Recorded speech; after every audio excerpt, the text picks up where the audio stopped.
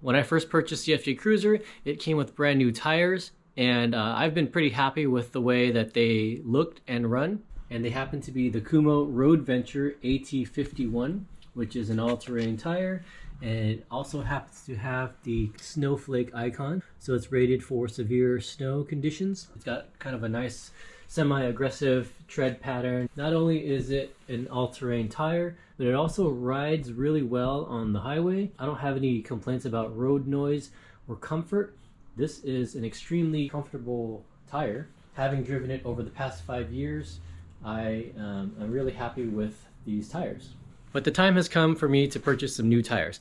As I mentioned before, it's been over 5 years, and we're actually going to be taking a trip in the next couple of weeks. So it's going to be pretty snowy, so just wanted to make sure that I have some good, decent tires to get me and my family to and from safely.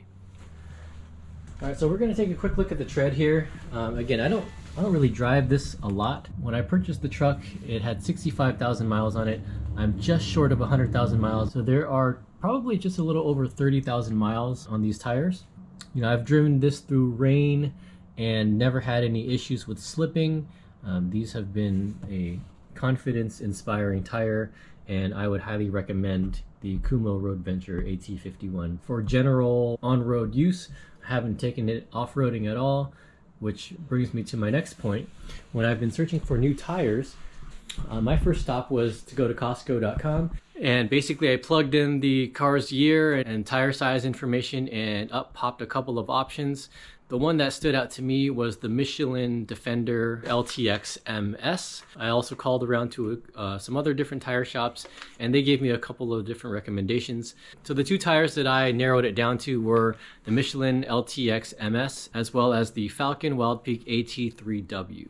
Now, taking a look at the reviews of both of these tires and considering my driving style, as much as I liked the look of the Falken Wildpeaks, I decided to go with the Michelin Defender simply because the majority of my driving is on the highway here in California. This is mainly a highway-based tire. I realize that it's not the sexiest looking tire. It does look pretty plain, but based on the reviews that I've read, it does very well on wet and dry traction and in light snow. So I believe that this is probably going to be the best tire for my overall needs. All right, so with that said, I'm gonna go ahead and make my way over to Costco and have these installed. Just one thing that I experienced in this car is there's some shaking with these tires. Here's the shaking I'm talking about.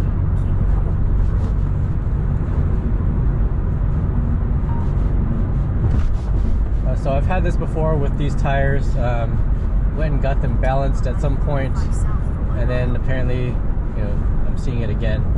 So let's see what happens with these new tires. Hopefully we won't experience anything like this. One thing I've heard about the Falken Wildpeaks is that they are difficult to balance, and so that's one other reason why I decided to go with the Michelins. So hopefully with the Michelins we won't be having any issues like this. So we'll see.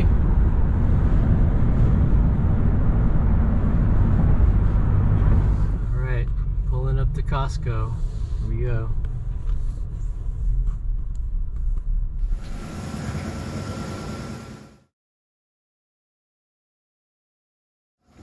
There it is. Tires are all done. All right, I just got my car back from Costco, and I'm just driving out of the parking lot. I haven't really driven it at high speeds or anything, but I only know how to compare it to my previous driving experience on my Kumho tires. And so far it feels, probably would describe it as a little bit smoother. I feel like the response whenever I turn the wheel, it feels a little bit more responsive. I guess there's a little bit less of a kind of a delay whenever you're turning the wheel. I heard someone describe these tires as buttery smooth, and I can feel it. Yeah, it definitely has a slight difference in terms of smoothness. All right, here's another quick look at the Michelin tires here. You got a lot of siping here, siping along the sidewall at the top here, and then more siping. You've got these wide channels that help eliminate water and keeps contact with the road. But yeah, overall, you know, again, not the sexiest option here, not the sexiest looking tire. Having something that looks a little bit more aggressive would have been kind of cool, but this was the right tire for my needs. All right, this is about my second day of driving with these tires, and I was able to take it on the freeway for a little bit. Driving wise, it feels very good. I mean, the differences between the previous tire, the Kumho's, and this one here, there's a marginal difference in terms of like comfort. I do feel like this one rolls a little bit better. These tires don't have quite as an aggressive tread like the Kumho's did, and so whenever, I don't know how to describe this, but whenever you're driving and then you let up off the gas, the car continues to roll a little bit more smoothly than what I was used to experiencing with the Kumho's. So you know, I'm pretty sure there's a little bit less rolling resistance. I've read that people have been able to get some extra miles per gallon on these tires, and I'm kind of looking forward to testing that out and seeing how much more I can get out of these tires.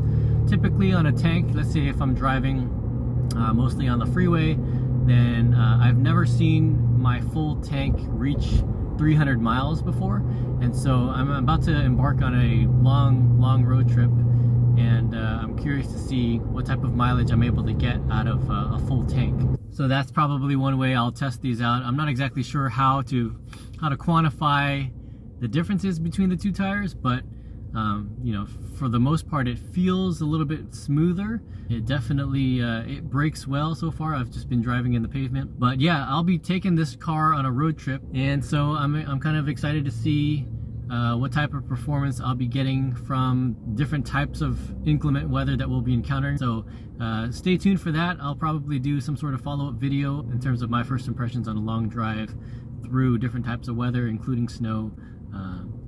You know, I don't anticipate driving through heavy snow, but there will probably be some roads that have some ice or light snow. What is this?